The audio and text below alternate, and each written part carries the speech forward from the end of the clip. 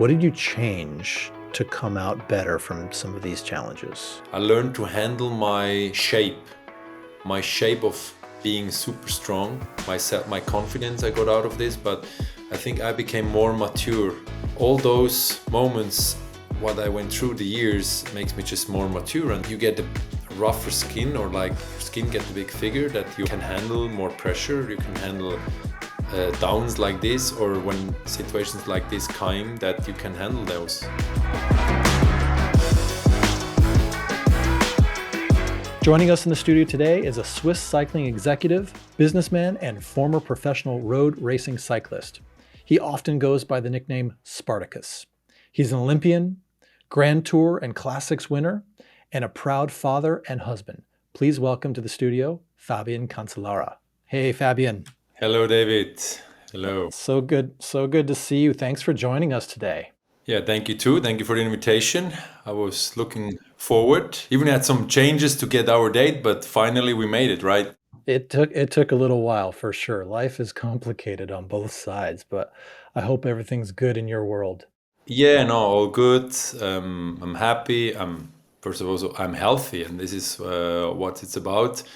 And I'm good surrounded with family, friends, and also some good projects. And that's makes life. Makes life also easy because I'm a happy person. This is what for me really is important. Awesome. Well, Fabian, I know you're familiar with the show, and we've talked a few times beforehand.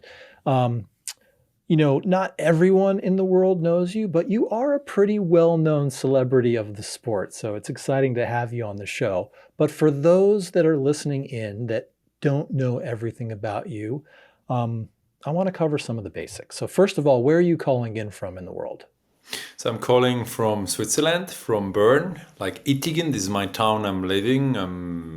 The last 20 years been living it with my family. Or first was just my wife, and then kids, and the whole thing. Now we have two cats, we have one dog. So everything is growing. I'm getting older. That's the place. Fabian, were you born in Bern? I know you're Swiss, but where were you born? Yeah, I've been born close to Bern. It's on a small neighborhood. I'm born around here. My father is Italian. My mother is Swiss German, so I'm kind of this half Italian. My father's kind of an immigrant. He came with 18 years. When he was young, as 18 years, he came to Switzerland, and then he started to live here, and then he met my mother, and then I get born. I have a sister, and that's the family. What does your sister do? Lately she's mama. She has become mama, so she's nice. she's on a tough business, because being mama, it's also not easy. Even that her boyfriend is working, she has her life, she has her thing, and it's nice. So you're an uncle now. Yeah, she's 2 years older. Her kid is 4, I think, and my biggest daughter, or our biggest daughter, is now 16. So I have become an early dad, and now I can enjoy my older daughter, and also, of course, my younger one, that she's 10, in another way, in other occasions, and it's cool like that. It's nice like that, and it feels good. You had kids pretty early, didn't you?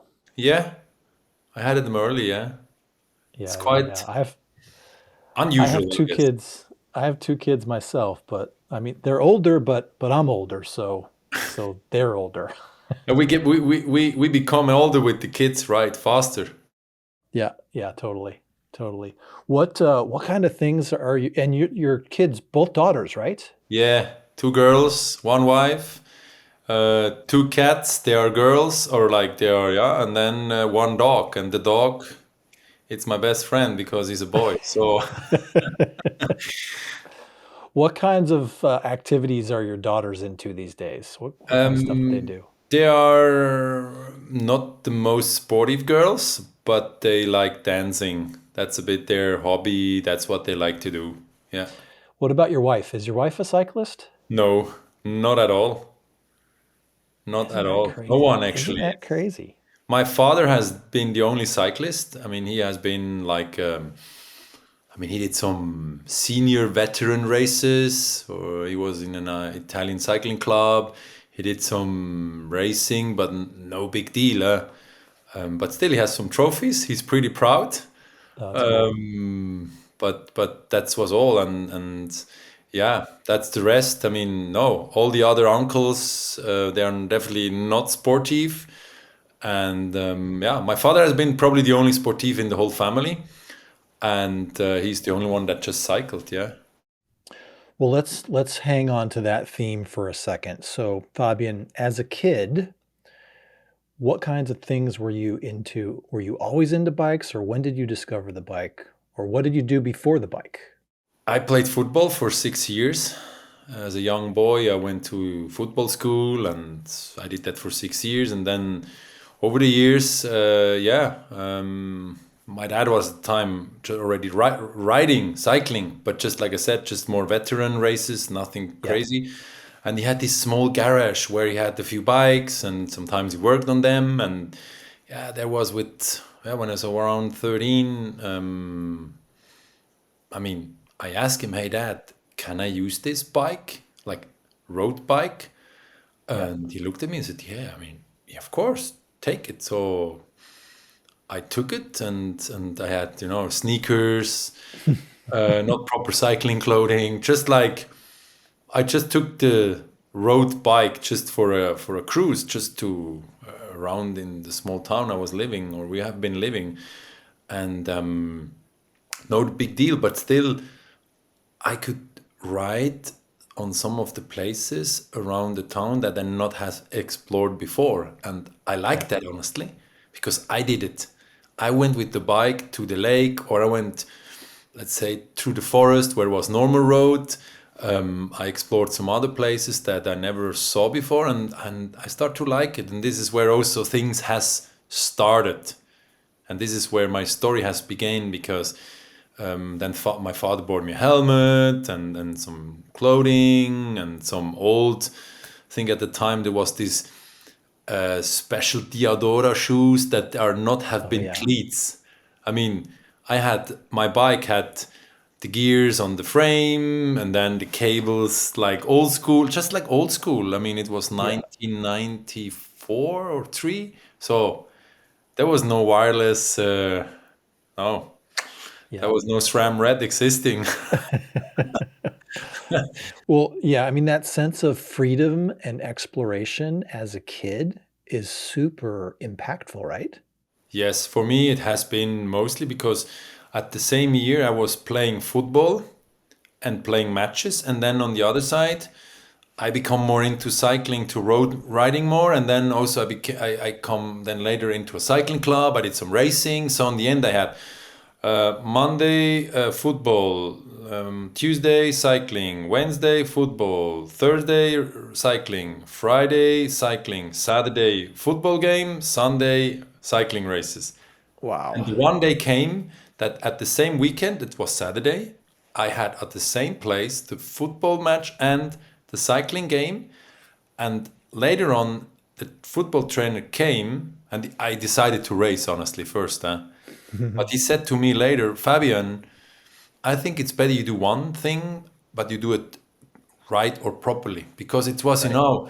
then you miss matches, then you miss racing because you want to do race, you want to do football. So this, he gave me some advices, and then I choose the path of two wheel and continuing this. And I mean, it's also I like because football is like, I always say, like football, they play in this, yeah, it's Little box. in the little box. It's always the same field, 11 guys, 22, and then this, and then here, and with cycling, I could explore. I mean, time by time, and yeah, it was for me really, really. This was crucial for me, and still today, after so many years, I still like to ride my bike.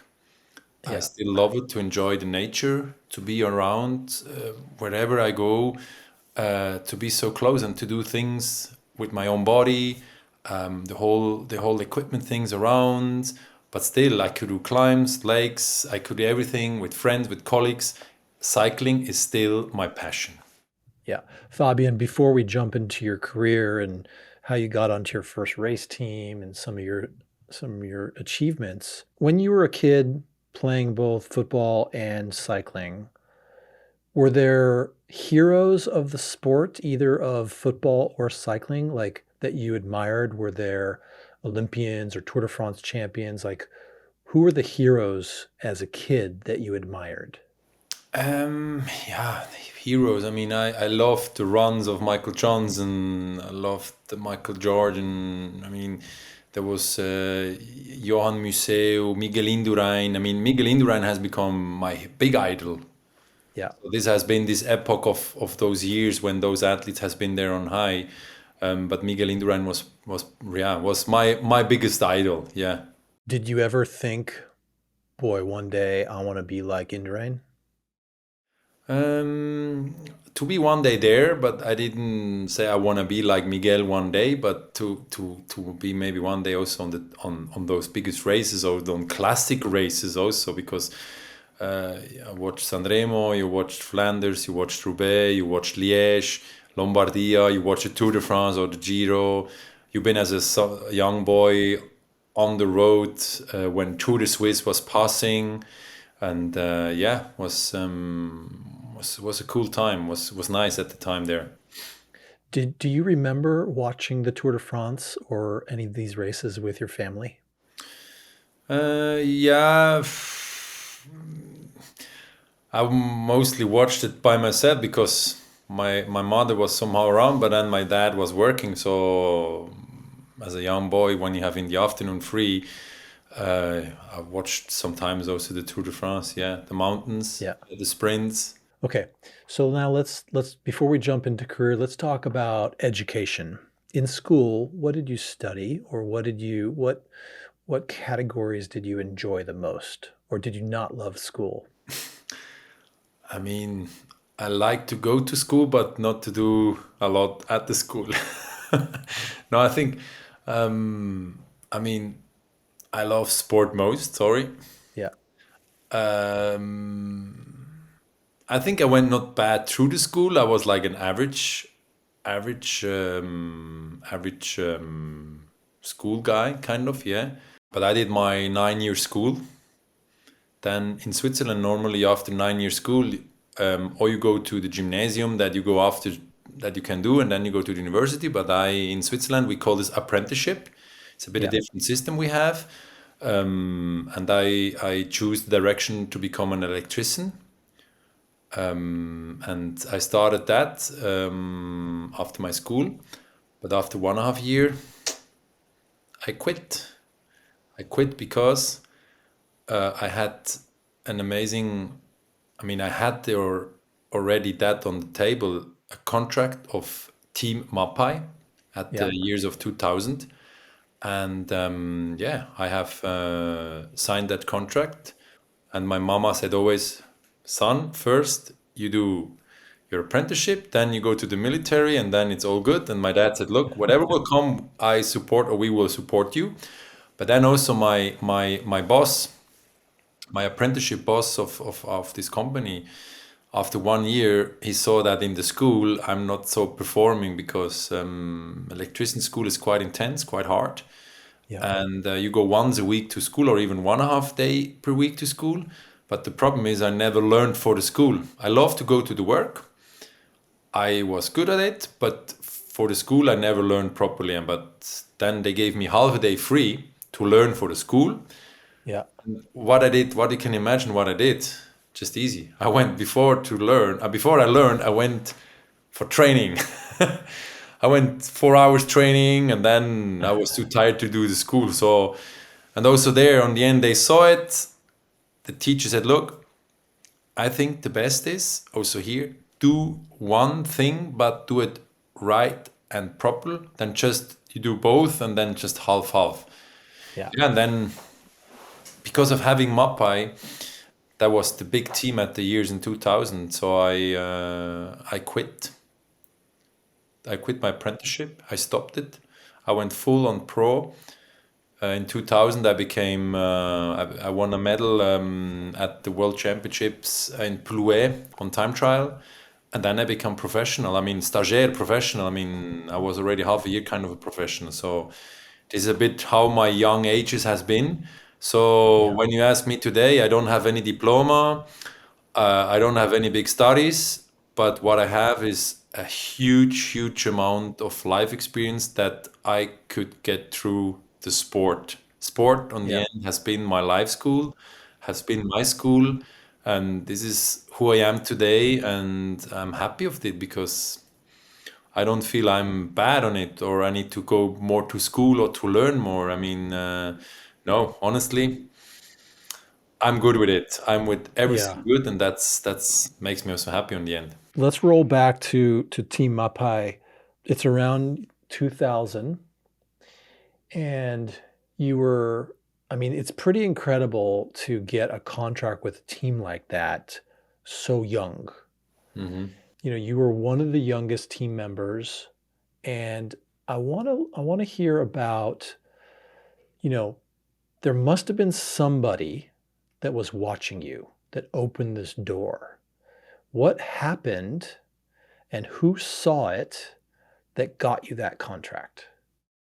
Of course, results talking because I won as a first year junior. I won world championships in Falkenburg time trial. I won at the second year junior. I won in Treviso. I won also the world championship on time trial. I won some international World Cup races. I was doing good. So, and if you do good, yeah, they're looking at you, they're searching at you, and at the time was still a bit Lefebvre involved at the years, and Aldo Sassi, the famous Mapai trainer, and Alvaro Crespi. So this has been a bit the people they reached out to me, and then suddenly, yeah, of course. I mean, we talked with my parents. My parents came with me, and then yeah, we signed that deal, and before the world champ, I think yeah, before the world championship in Treviso, Verona at 99, I signed my contract. Yes. Was it Lefebvre that called you up? No, no, no. It was not Lefebvre itself.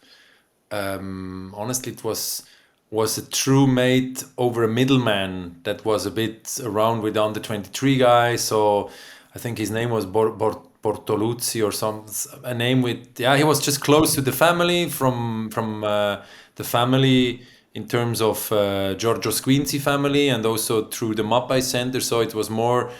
I call it like a scouter has reached us out. Yeah, yeah. And how many years were you on that team? 3 years I was in that structure.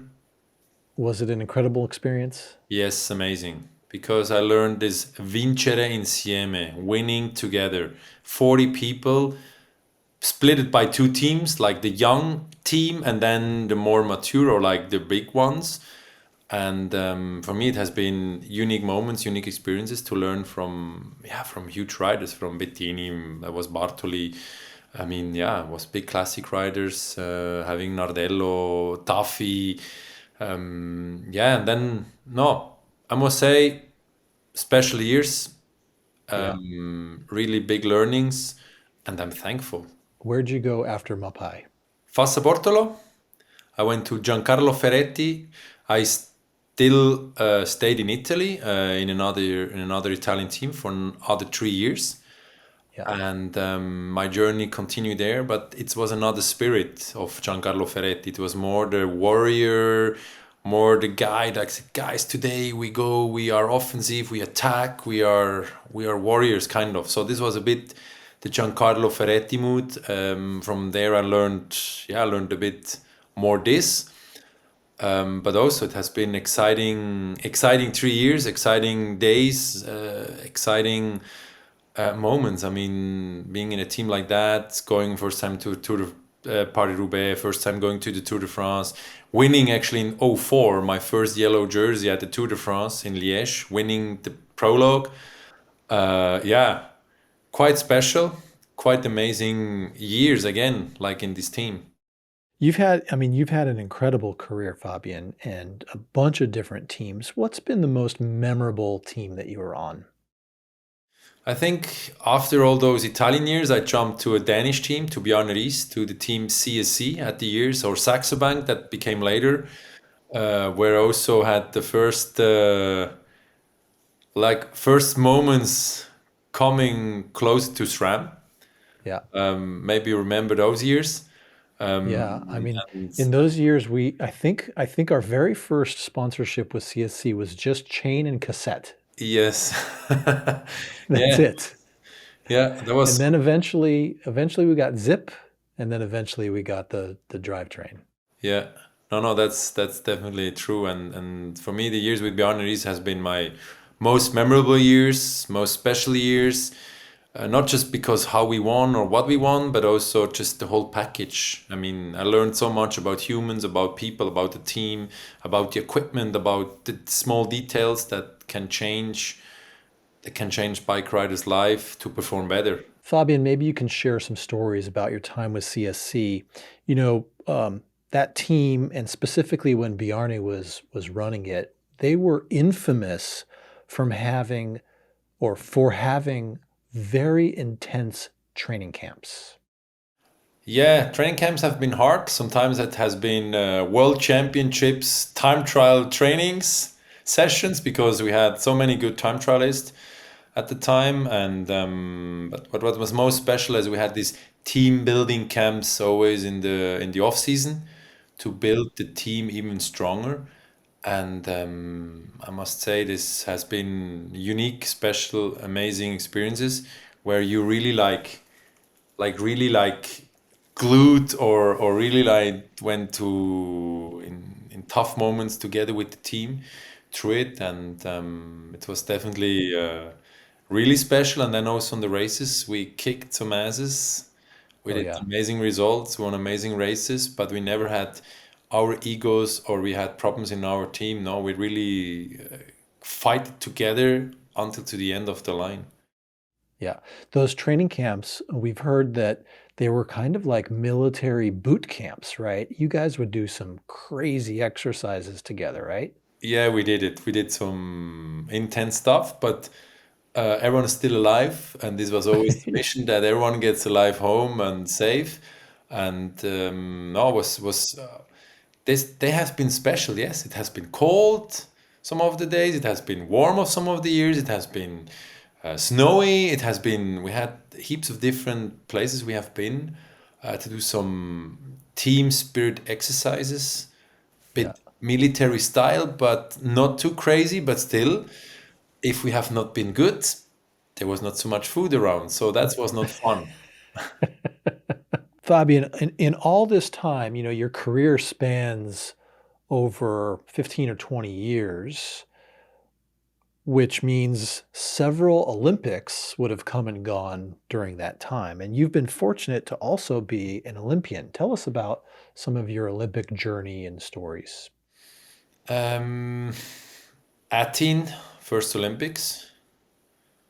There was even a small chance to go to Sydney, but they thought that is a bit too early. But I was already in touch for Sydney, kind of. But then things has changed in 2000. But definitely Athens, first Olympics. Beijing, second Olympics. Got home two medals.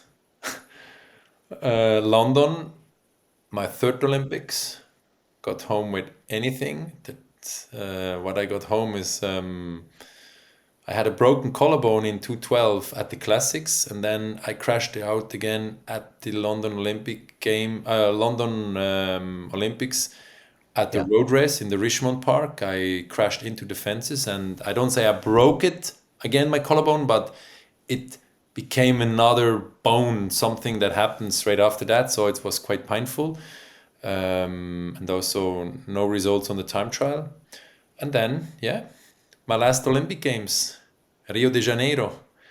Got home also nice gold medal, and I finished after the finish line. I said, "Ciao ragazzi, it's over.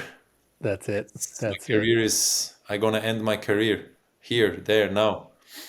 That's pretty special. I actually literally just got chills in my body from you saying that. Such an incredible moment.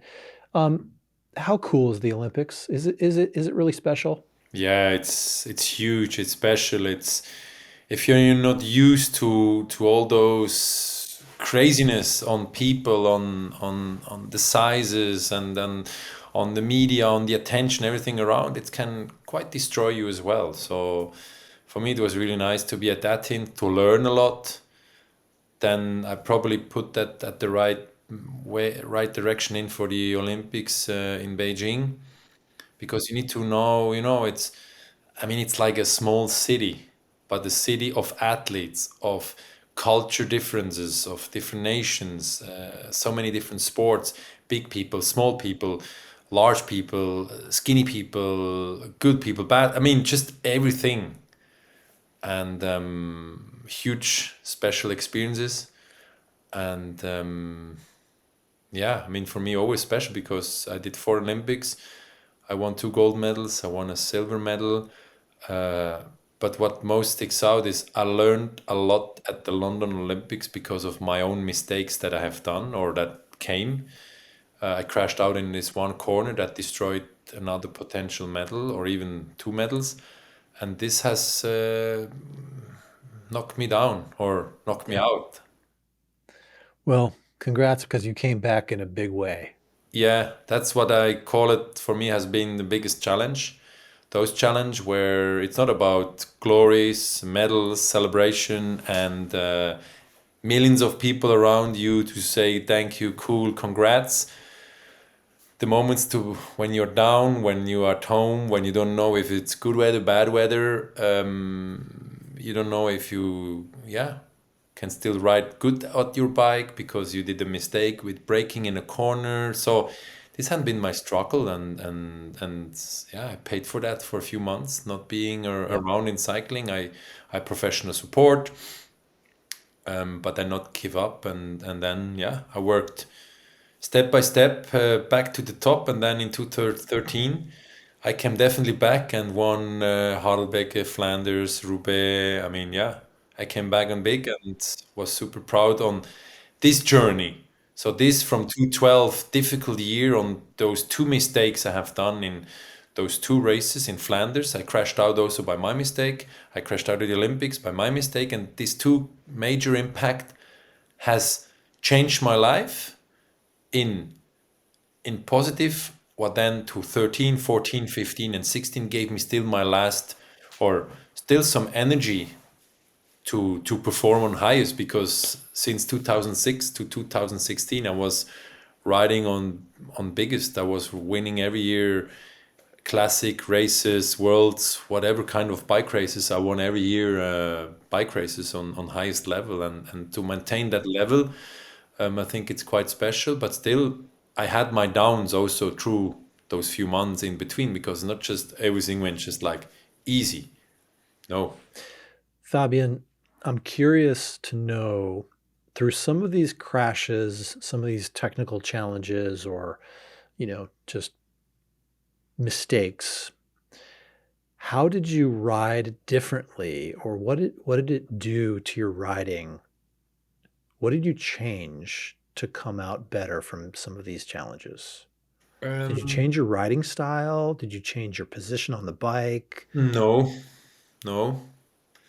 It's more, I became more experienced on handle situations like this, that when everything gets a bit too much around me, or when I think I can fly without having feet on the ground, then things like this came. So I learned to handle my shape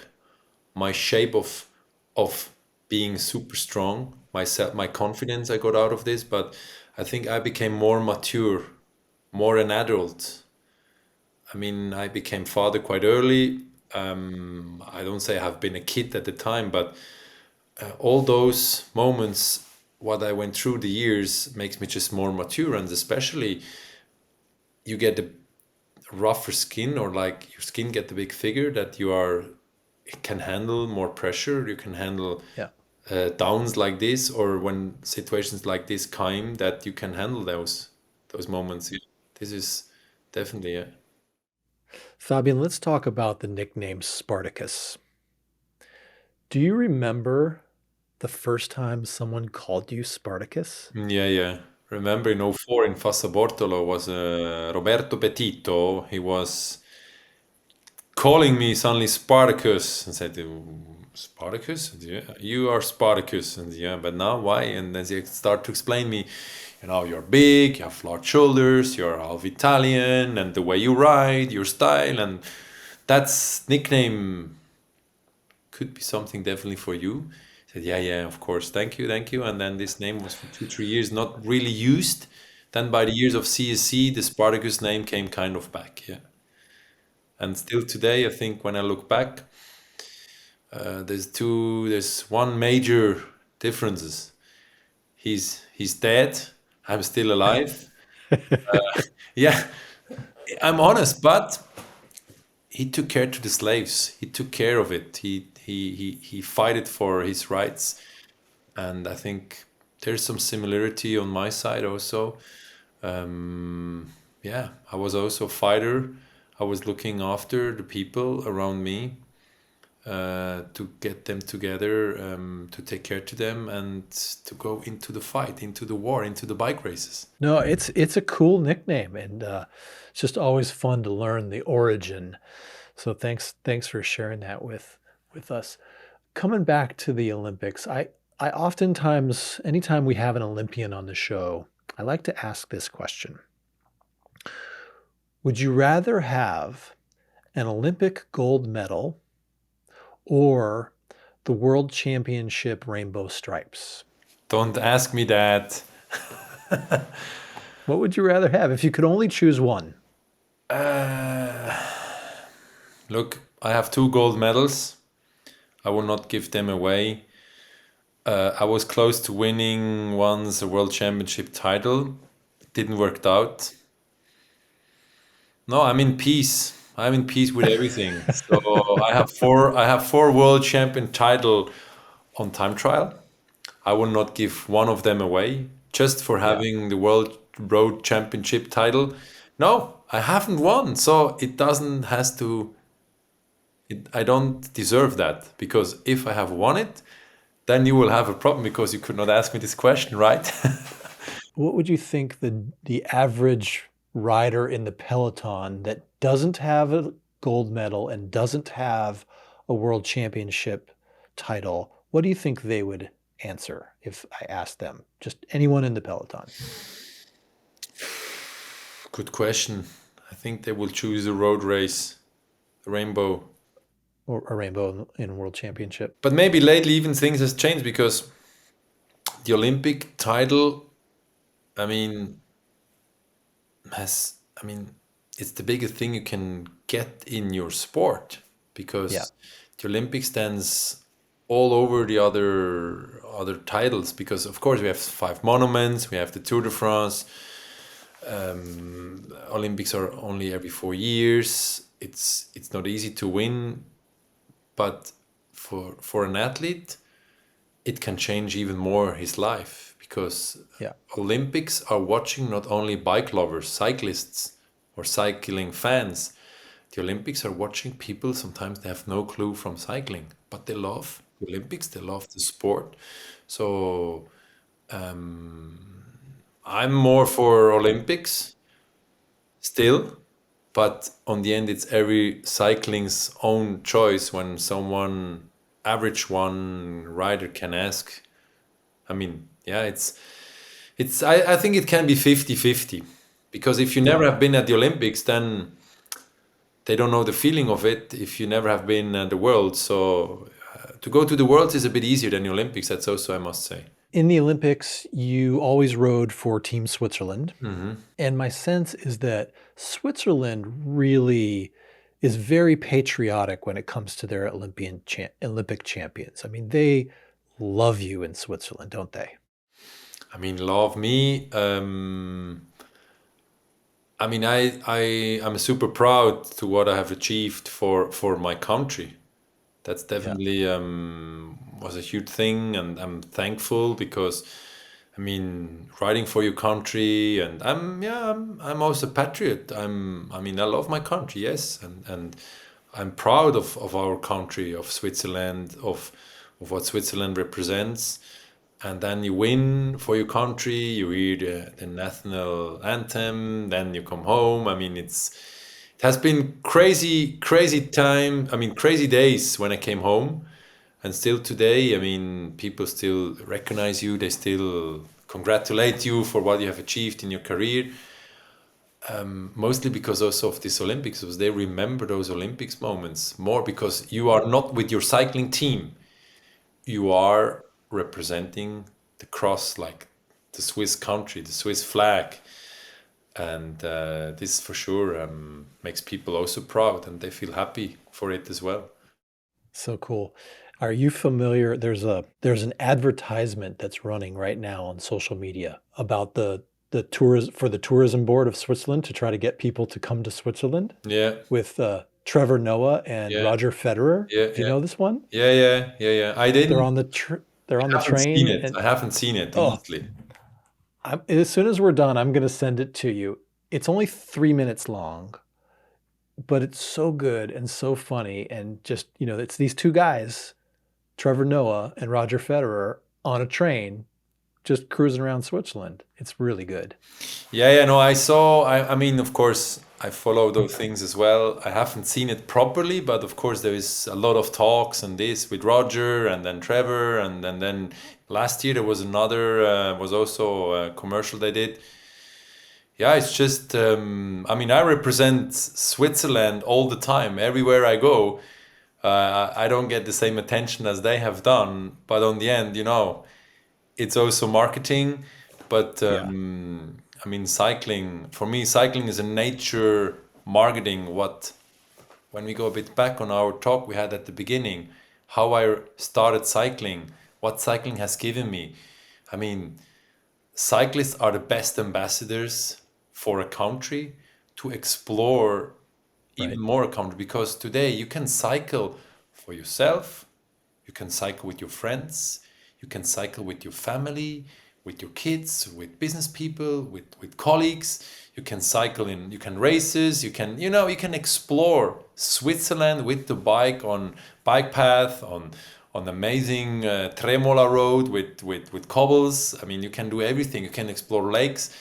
I mean, exploring Switzerland by train, I can tell you, it's nice, but also with the bike, Yeah. I can Pretty guarantee pretty you special. unique, special, but that's because I'm Swiss and I'm a proud Swiss. Fabian, tell us about your most current new project, Tudor Pro Cycling. Yeah, Tudor Pro Cycling. Um, I'm I'm an active president. I'm the owner of it, and we run now a pro team out of Switzerland. Tudor as our main partner. We have a lot of Swiss brands around us with BMC bikes, DT Swiss wheels. We have Abos helmets, Schwalbe, but of course we have also you on board with SRAM. Yeah. Super excited to have you guys with us and that you trust our project. Of course, we want to win bike races. That's why performance. It's not just we want to show how good looking or how nice it is. No, we want to win bike races. I want to win bike races. Sorry, I raced when I was an athlete or when I was still a professional athlete. I raced to win bike races.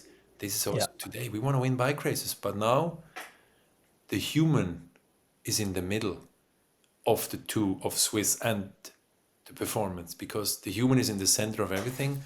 We want to take care, we want to be around, and we want to make a difference out of that with the human in the middle because every athlete, every mechanic, every person that works in the team, it is a human. He's not a Yeah. robot, he's not a machine, he's a human. So we need to treat people like humans are with respect. When people ask me what I'm doing as a president from Tudor Pro Cycling Team, I said, yeah, look, I mean, I'm not driving the car. I'm not talking in the micros. I'm not the sports director. I'm not the trainer. I'm not the mechanic. I'm an active president to support the project to go on to, because it's not me that makes a difference. It's us. I want to Yeah. transmit the us feeling, the us. We built the house, not I built the house. Not you won, we won. We win together, we lose together. We support each other, not I support you. We support each other from everyone. Everyone has a voice, everyone can talk, and this is important. I am also fine where I'm now. Step back and let the others do, and to give them these emotional feelings that I know how it is, because I know how it is. I know how it is how to win. I know how it is to lose. I know how it is to be on the ground. I learned so much of it, and I'm just so happy to be with this team, to support them. We together build something. Fabian, it seems like something special is going on in Switzerland. You got the Tudor Pro Cycling Team, you got Q36.5, you got BMC, you got Scott, you got DT Swiss. Is there something in the water in Switzerland that's just growing these great cycling brands and sports groups? You forget Assos. That is also Yeah, yeah, technical, our cycling apparel partner. I mean, no, we have just good mountains. We have good chocolates. We have, beside the one scandal or like the one bank situation we have in Switzerland, is not yet clear how this gonna go with this Credit Suisse situation and the fusion with UBS and so on. We are good, stable. We have good politics. Everything is on good qualities. We have nice watches. You know that with Tudor. absolutely. Um, Absolutely. I think Switzerland stands for really quality, and also when it comes to engineering, on high precise, on everything. I think no, there's nothing special in the water. I think we have a legacy on. I mean, look, BMC. Look, yeah, you mentioned Scott. Of course, there are two Swiss brands, but also with Assos, 50 years or even more, they are on the Right. market, and so we have deep cycling. We have also, yeah, cycling. I mean, we have also a Tour de France winner out of Switzerland, and Ferdi Kübler. I mean, so we have a lot of good positives, cycling, yeah, equipment or cycling history. Fabian, let's change gears a little bit to the next section here. Incredible, incredible career, and we love the Tudor Pro Cycling Team. That's such a great project, and we're excited about the future. Let's change gears to talk about some of your community projects or the involvement in the community off the bike. I know from talking with you and just watching you through the years that, the bike has given you your life, basically. Yeah. The bike has given you so much. Hmm. And I know that deep down, you feel a certain responsibility to then sort of use your platform to give back, right? To make the world a better place because the bike has given you so much. Hmm. Let's start with Let's start with the Laureus Sports Foundation. First, can you tell us what it is and what you do with them? Yeah, Laureus, it's Sports for Good. It's a sports foundation on globe, but we have also in Switzerland, we have our foundation where I'm the president. And on international level, I'm an academy member, one of the 64 ex-sports athlete where are huge legends in, where I mean, if you meet Mark Spitz or Nadia Comaneci, where was Michael Johnson, there is, I mean, Mick Doohan. I mean, we could go for more and more, but like huge legends of the sport, and of course, yeah, sports for good. It says already.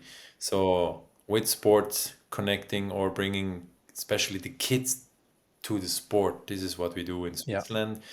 We have several projects where we want to make bridges that kids can do sport, because sport, yeah, Nelson Mandela, when they announced this foundation, um, it was like sport has the power to change the world. Sport is Yeah. peace. Sport is learning. Sport is a life school. For me, it has been a life school. So that's why I said one day when I'm going to quit sport or my sports career, I want to give something back to and with my sport. So cycling is my sport. So cycling is also where I give things back. In Switzerland, we support the project called Kids on Wheels, Kids on Pump Tracks. So we want to make bridges that kids can come in the afternoons to pump tracks, and we deliver them the bikes. They can use the bikes. We want to leave also certain bikes at those pump tracks that kids they not have potential possibilities, that parents can buy them a bike, that they can borrow those bikes, they can go on the bike, that they feel equally, because kids sometimes can be also harsh under each other, because if a guy has a bike, if a kid got the bike from parents, he can also, hey, I have a bike, you have nothing. So no, equally, from wherever you come, whatever you have, no, it's on a pump track, it's everyone the same, helmet on, bike, go. Yeah. And yeah, that's why I said always give back something, because but not everyone wants to do that. But for me, it was important. It's a certain responsibility to give back my time to kids, to families. They are not having potential possibilities to buy a bike. So this is what I'm doing it. I like it. I also get challenged, but that's good, because it's not only taking, it's giving back, it's given. So it's quite nice. And yeah, that's one project that I'm really behind it, supporting. And also this B Cycling called.